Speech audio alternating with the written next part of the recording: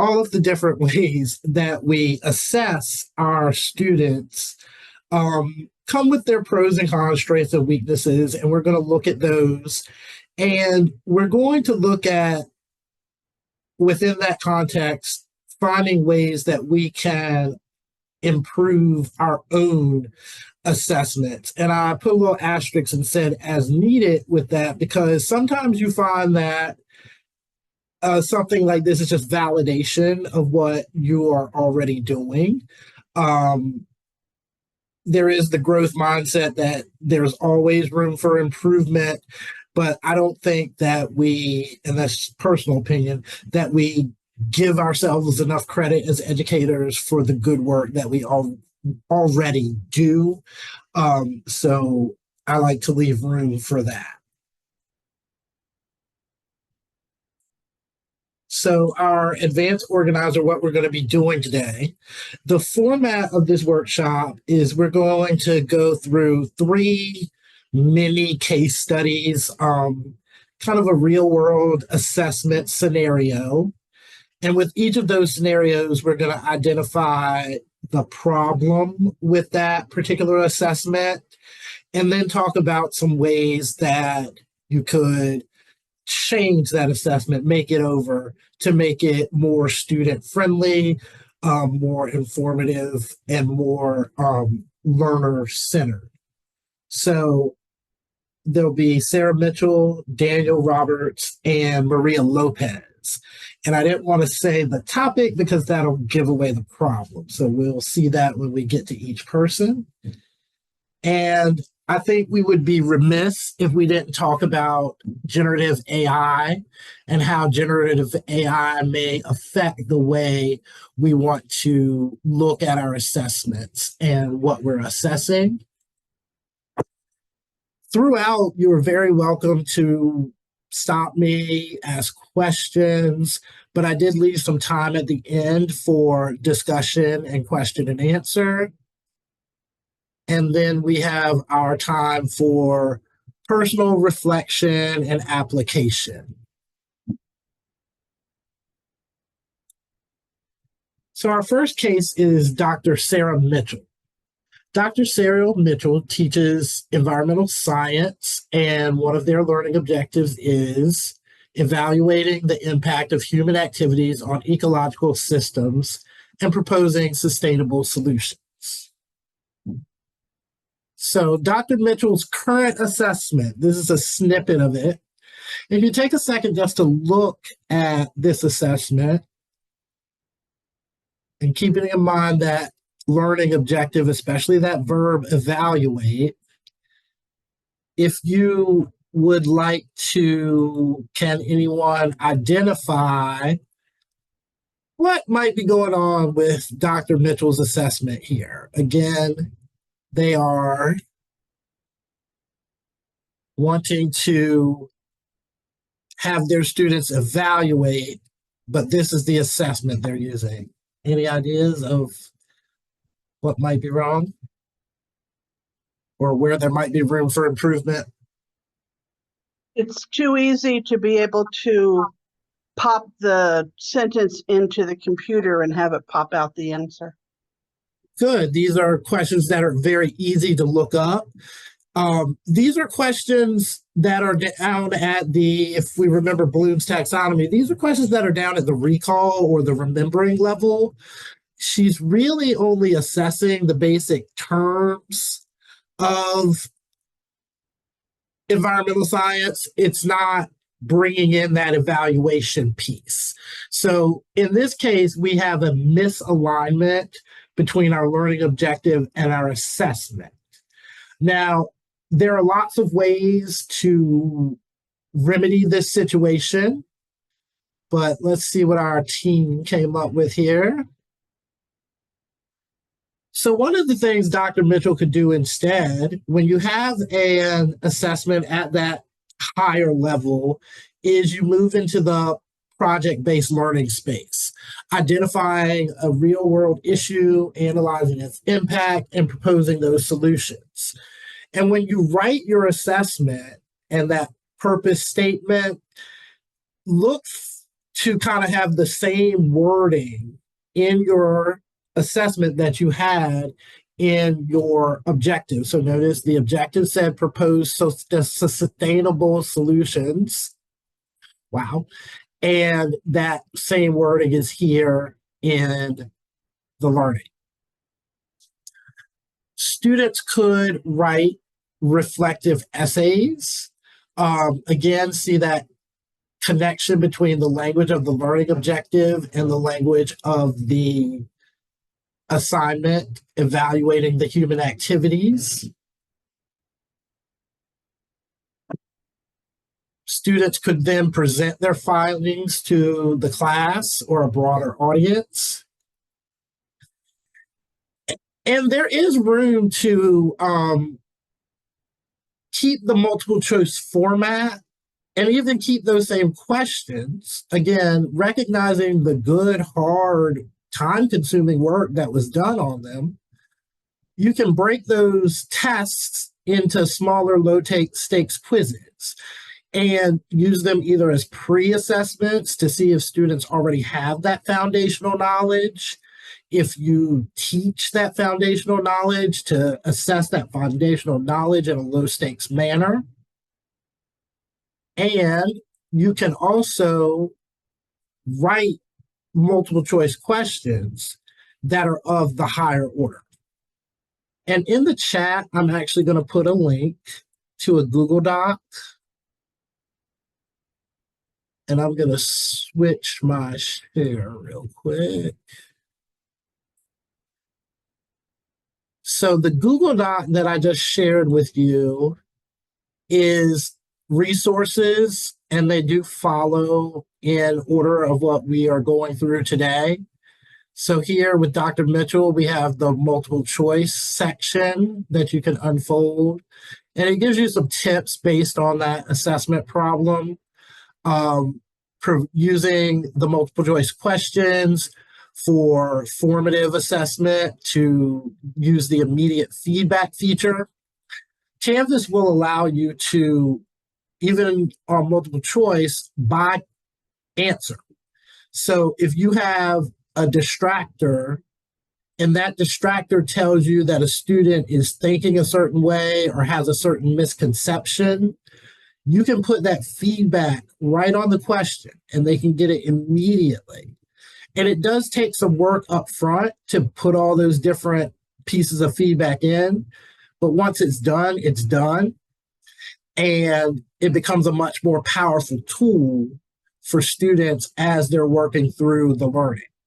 And I included a video and the written instructions on how to do that. Writing good multiple choice questions is actually very difficult. So we have some tips for doing that. And then also how to write those higher order multiple choice questions. So I incorporated these in a resource for you to come back to and have, rather than read all that information to you on a slide. All right, so are there any questions about multiple choice, about Dr. Mitchell's situation? No, I'm good. All right, then we're going to move on to number 2. So this is Professor Daniel Roberts. I think we've all had this colleague, or I know I've had this colleague several times. Professor Daniel Roberts bases his final grade on 2 things, a midterm and a final. Each is worth 50%. They're comprehensive, and they are all essay questions. And the only reason he doesn't use a blue book is because the bookstore won't sell them anymore. What might be challenging for students with this type of assessment or this type of assessment scheme? How to get him fired? That's challenging for colleagues, not for students. Very challenging. So it doesn't leave a lot of room for the students to repair their grade or um, get new gain new knowledge and bring their grades up? Absolutely. And when you say repair their grade, that was one I didn't even think of when I was working on this. Yeah, that the opportunity to learn from your mistakes, but still at the end show that you know what you're supposed to know for that course. So diversifying your grading is one way to mitigate this. So the team decided to break that up a little bit and notice that that final exam is now down to 20%. We still have the midterm at 30%, 30 from quizzes and 20 from group projects. Um, I People feel a way about homework, whether it should be graded, ungraded. I think it should be there, give students, like Marquita said, the opportunity to gain new knowledge, practice with it. And that's also what we would recommend here is regular quizzing, providing immediate feedback, but it doesn't always have to be quizzes. It can be polls. You can integrate in PowerPoints, you can integrate Microsoft Forms to poll students and just get a temperature check of how the class is doing. That's especially useful in online synchronous and high flex courses for your online students. A lot of us are skilled enough that if we're in front of a classroom, we can kind of tell by body language and eye contact whether they're getting what we're saying or not and adjust accordingly. It's a little bit more difficult online. So tools like that, there are some third-party tools. Most of them are kind of freemium, so you want to be careful with them. Google Forms is another good one to just figure out how they're doing with the material. And the important part of formative assessment is what are you going to do with that information? If everybody's breezing through, you can't just stay on course because you're going to lose them. If everybody's struggling, you can't just stay on course because you're going to lose them.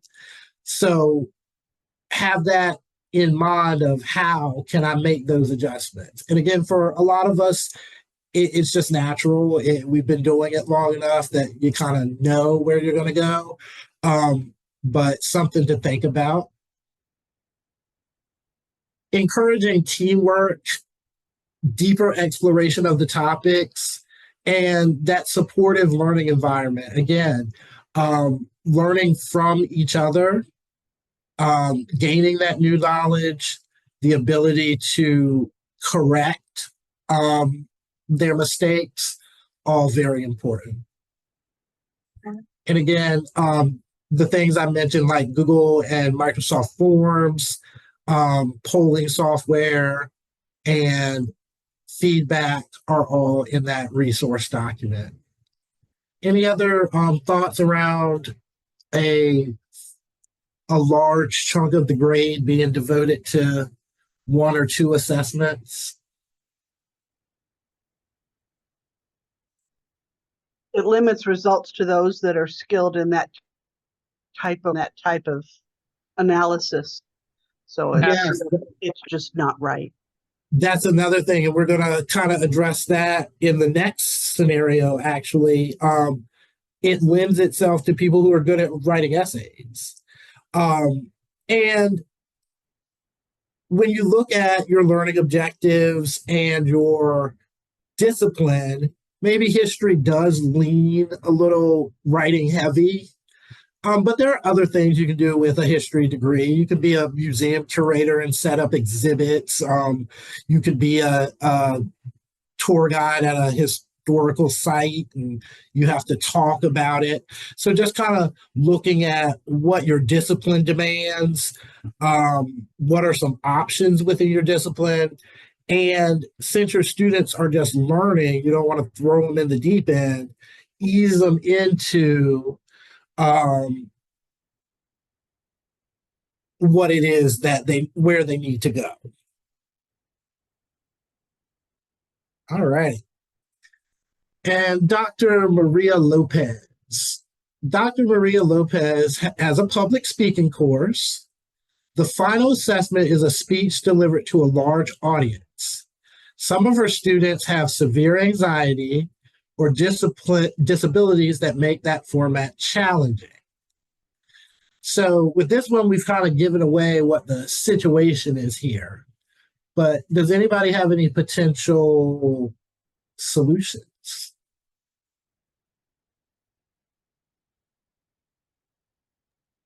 I'm heartless. I make them do it anyway. Okay, that is actually I wouldn't call it necessarily heartless. If you're looking at this is something you need to do and you need to be able to get through, if it's done in a supportive manner and maybe some opportunity to practice and Yes. to, And we do it in a team environment, and yeah. everyone has kudos and support each other. But I teach business. You've got to be able to talk with others, even if you're nervous and it's not your strong suit. And I'm a very big proponent of that. We were in a different workshop discussing zeros for not turning in assignments, and everybody has their philosophical thing about that. But a faculty member spoke up and said, well, I teach law. If you do not file your brief on time, that is the end. It is a problem. You're done. And in that case, I feel like it's appropriate to give the zero because that is what a practitioner has to deal with. And, people would disagree with me, but sometimes you have to do things. I was going to say, like what could possibly help is the, like a group presentation first. Just to get a student in the groove of things, and have a little coaching, because even though sometimes a field absolutely needs for a student to be able to socialize and talk to other people, that can be built, and it is sometimes within, like, if that's the objective, it's also within the course and the instructor to kind of push that, but not to necessarily throw them out there to do it, but to encourage it and also coach them through it, so that they start to feel a little better about doing it, and they start learning, hey, I can do this, and don't just drop or withdraw a class. And I think that is very important too. Yeah. Because you don't want to drive them away from the field or a course, but you also have to make it clear that this is the expectation, but I will be there for you through it. I was just before this in a workshop about humanizing your syllabus and the tone you use and how a positive tone on your syllabus has a positive impact on students seeking the mental health help they may need, and all these other positive benefits. And I think that what you are both saying is, we're going to scaffold it. We're going to get you there, but you have to do it. And I think that is important because we have to have high expectations for all students, no matter, disability, anxiety. Part of our job as educators is to be able to put you in a place where, despite that, you can access this curriculum and be successful. So some things that to think about, and then, again, based on your learning objectives, your program outcomes, things like that, can you offer flexible formats? If you have 3 speeches, can we start with one flexible and then, or can we give you a list and you can choose this one, I'll do this, but then you can never do that one again, so that at a certain point you have to do the in front of everybody speech? providing that supportive environment, practice, peer feedback. That's been very successful for me as both a K-12 teacher and a undergrad teacher, is pairing students with people or person that they feel comfortable with, and they're more willing to stretch their boundaries. And then alternative assignments, this would be in the case of, a very severe um, inability to complete the original objective. That would probably come in with some kind of written accommodation letter. But I think overall, the takeaway that I want from here is that there's not necessarily any one right or wrong way to assess. That regular review of our assessments, regular thought about our learning objectives, program outcomes, the needs of our students will help us to create assessments that are in the service of learning. And I think that is everybody's ultimate goal, is that our students learn. So were there any additional comments or questions around that topic? And in this particular case, if you think about universal design for learning, which actually just underwent a revision, universal design for learning is creating assessments in a way that folks who need additional supports will have them. People who don't necessarily need them, but maybe having a day or a month where they just cannot, and they will benefit from them, and then they'll go back to not needing them. And then it doesn't hurt the people who don't use it.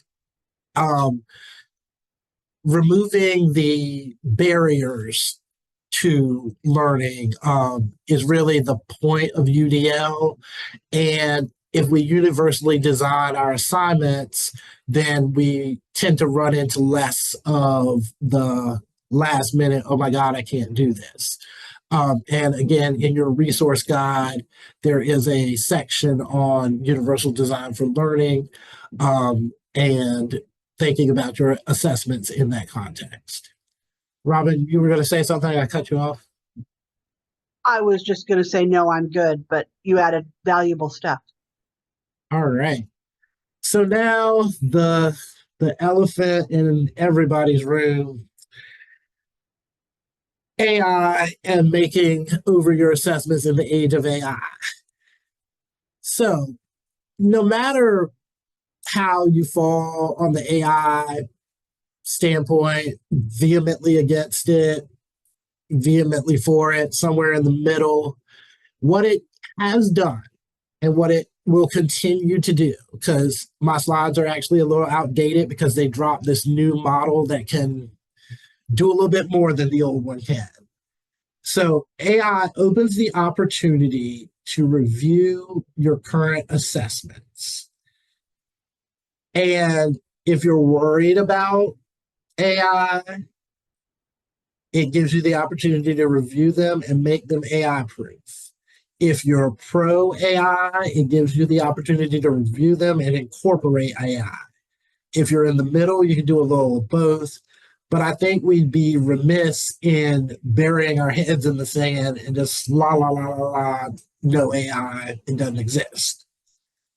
So the way I'm going to frame this part is in Bloom's taxonomy.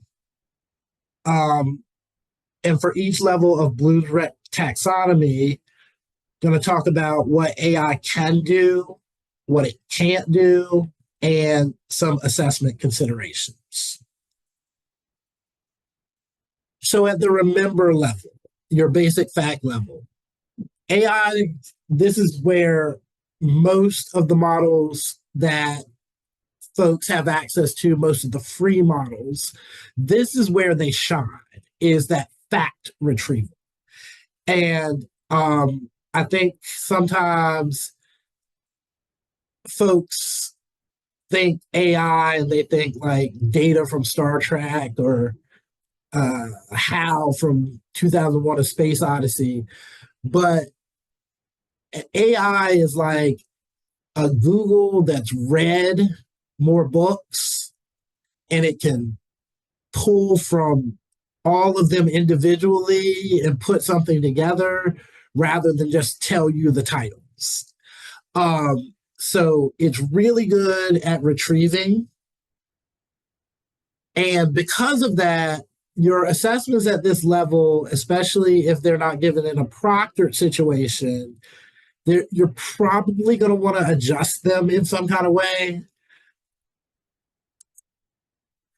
But you also have to consider at this level, is there a need for spot retrieval? Do I need to be able to, on the spot, from my memory, pull that? Or can I look it up? Knowing that if you're a practitioner in the field, over time and repetition and doing the same thing over and over, you will eventually have that committed to memory. Do we need to assess at that level other than for a diagnostic? And the answer may be yes, but it's something to think about and look at our learning objectives. Any comments about remembering? No, I like AI, but I don't like it when my students use it. Yeah, I've heard that before. Marquita? Yeah, I was gonna say no comment. Oh, When it comes to math, I've seen it give correct basic things, but if it comes to complex questions or just complex math, it will do it wrong, I, especially word problems. I think you were in the session when I told my story about statistics. And I don't even know enough to cheat. I asked it the question, it gave me an answer. That answer was very wrong, and I had no clue because I don't know enough about statistics. Right. So it usually does. I still think at this point it works itself out in terms of if it gives you a rote fact, you still have to know what to do with it. Right. You know, and some folks just don't. Absolutely. Right. So at the understand level, it can give you a different word to describe a concept. It can give related examples and translate it. Again, you still have to have the knowledge to be like, yes, that is correct. I've seen it say some things that were not. But I have also used it. I ask it to explain things in a way a fifth grader would understand a lot. It gives a very good, concise explanation for concepts. I understand limits. I did get that one. I understand limits now in a way that I did not before because of AI. And something I didn't mention though before is I actually pay for the Chat GPT Pro Plus. And that's a consideration as well, especially with our students, is when we incorporate AI, are we creating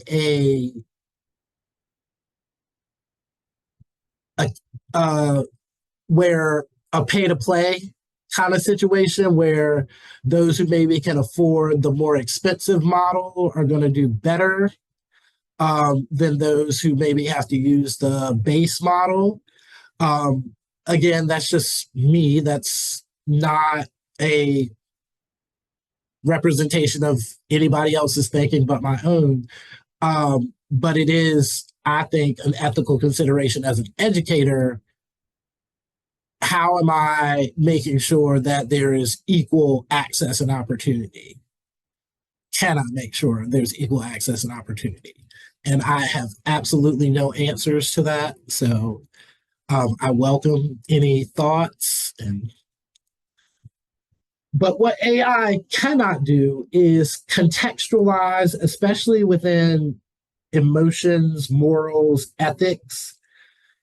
Um, we know there are a lot of things that are technically legal, but we shouldn't be doing them.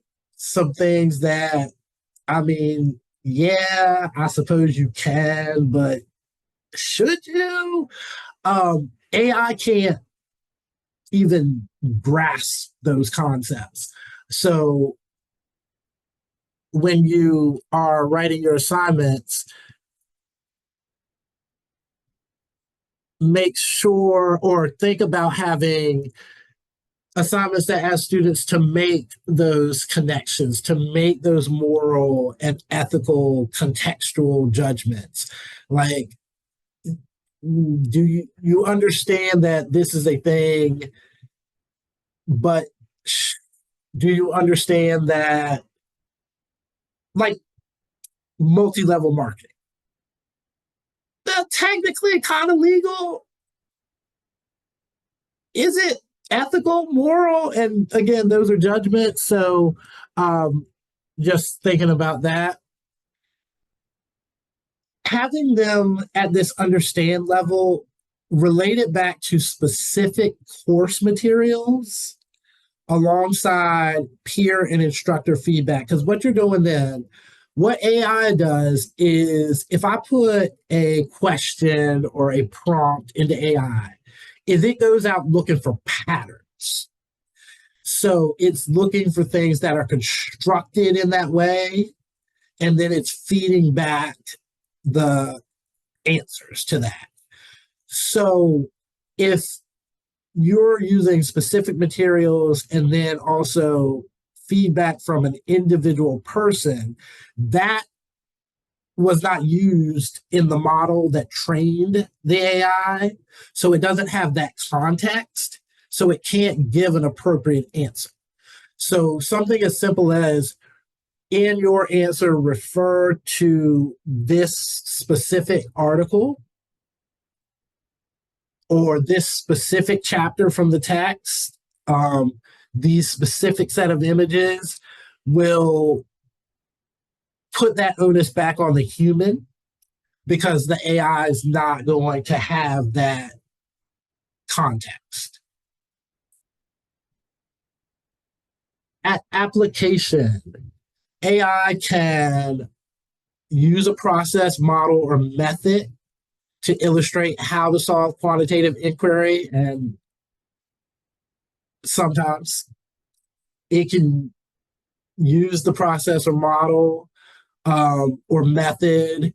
I've seen it where, because I program a lot, and I'll ask it to write me something in a particular language, and it will come back with the wrong language. It's like JavaScript doesn't have that function. That's a Python function. So again, it's looking for patterns. So if I asked it for a function to connect my homepage to the content management, it's just looking for homepage content management function, and it found a Python function. It gave it back. It can't experiment. It can't test in the real world. And it doesn't have any creativity or imagination. Again, it can only work with things that have already been done. Even though they call it generative AI because it's generating new work. All that new work is cut and pasted from old work. It's not pulling it from the ether in the way that we can, just with our cognitive processing. So At this level, this is a good connection to tilt. Being clear and transparent about the assignment's purpose to drive the motivation, telling them why they need to do that assignment, how that assignment is going to help them moving forward, making those meaningful, personal, and real world connections. And consider how AI is being presented. And, by the time they get to us, they've gone through K 12, they've had teachers that like it, they've had teachers that don't. The school systems go back and forth on you can, you can't, this is how not. So they've had a lot of exposure to it. So contextualizing it within your discipline, within your class, looking at it as augmentation rather than replacement, and just talking to them candidly about if you become reliant on this, what about your personal skills development and how they, as a budding adult, budding member of the workforce, will be able to present themselves and, feel about themselves if they are totally reliant on that. And again, the answer may not be the one we want, but at least we put it in front of them and gave them the opportunity to make that decision.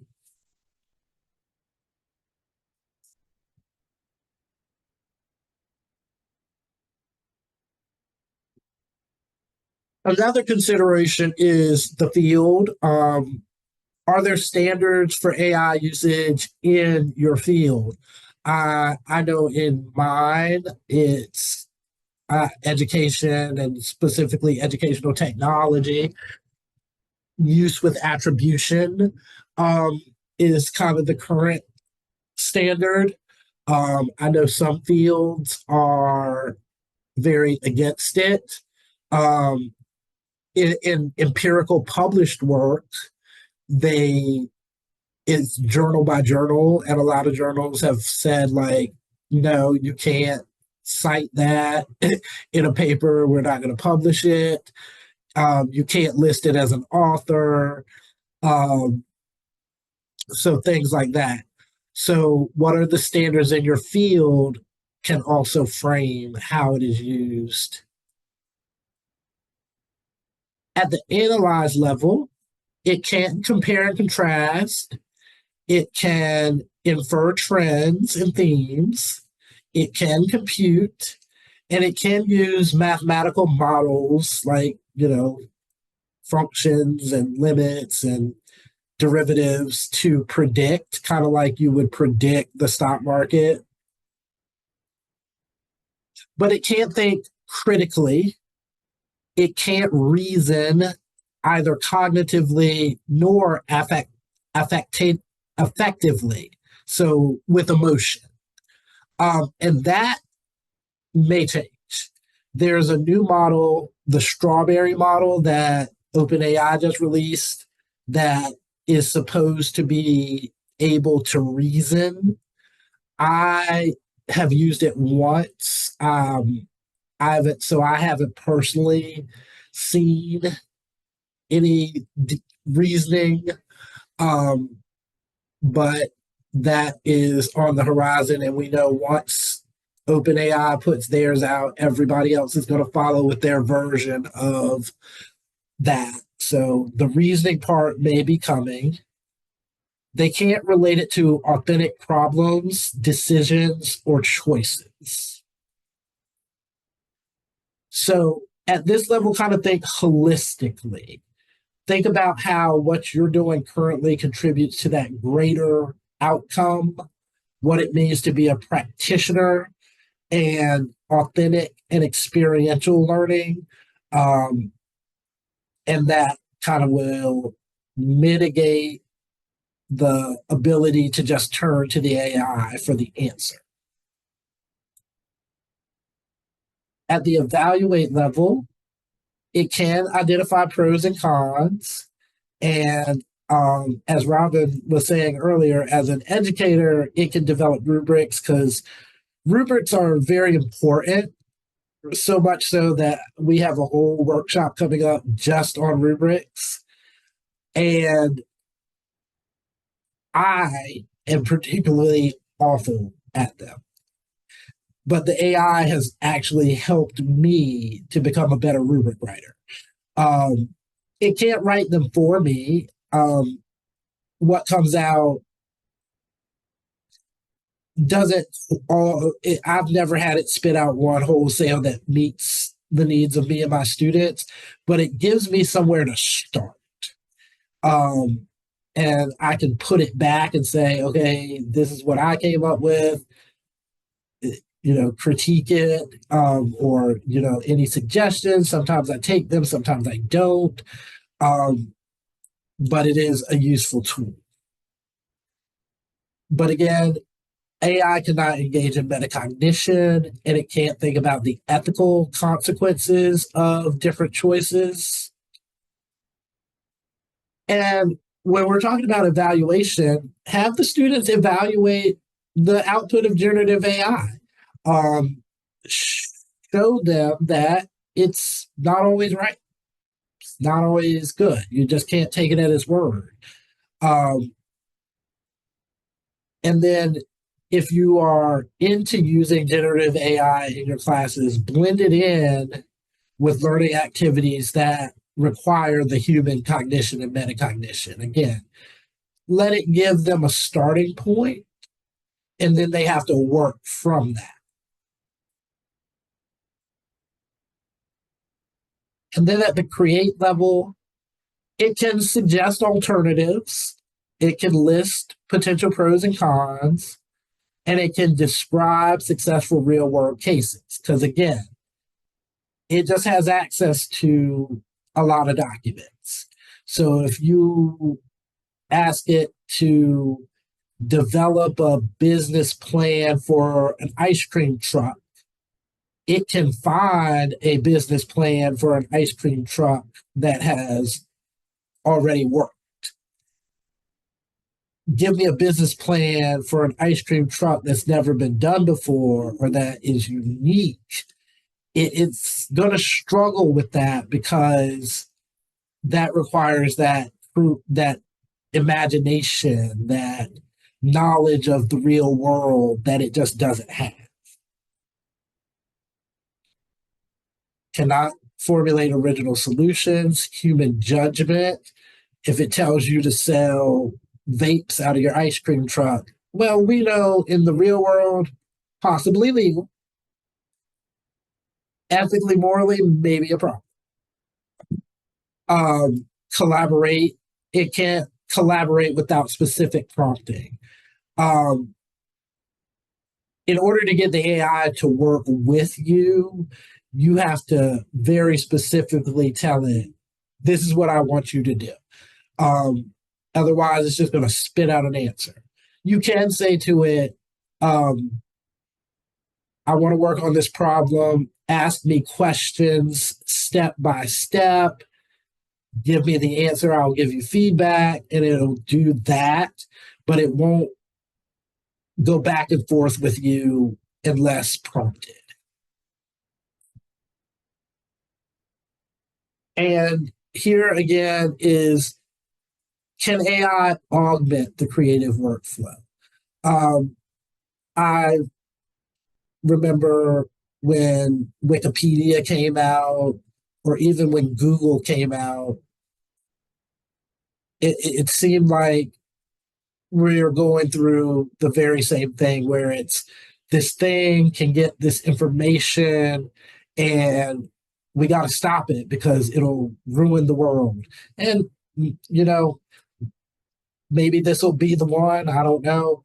But we survived Google, we survived Wikipedia, and now those have been relegated to just tools that we use to do our jobs. So one option is to look at AI the same way. Look at it in terms of how can you use this to make yourself more efficient? How can you use it to fill in the gaps in your knowledge and skills? How can you use it to develop those knowledge and skills where you have a gap and move forward from there? Oops. All right. So that is the end of the AI section. And again, there is a whole section in the resource guide that goes through the AI points and the levels of Bloom's taxonomy and talks about how to think about AI.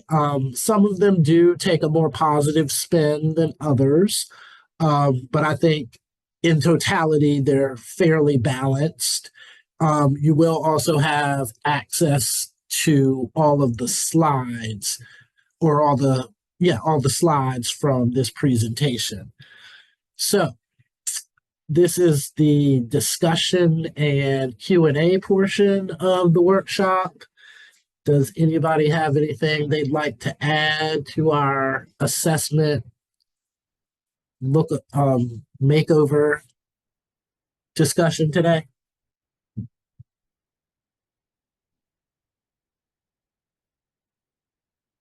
All right.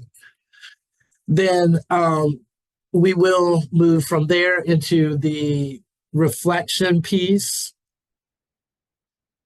I'll take care of the student. It's all good.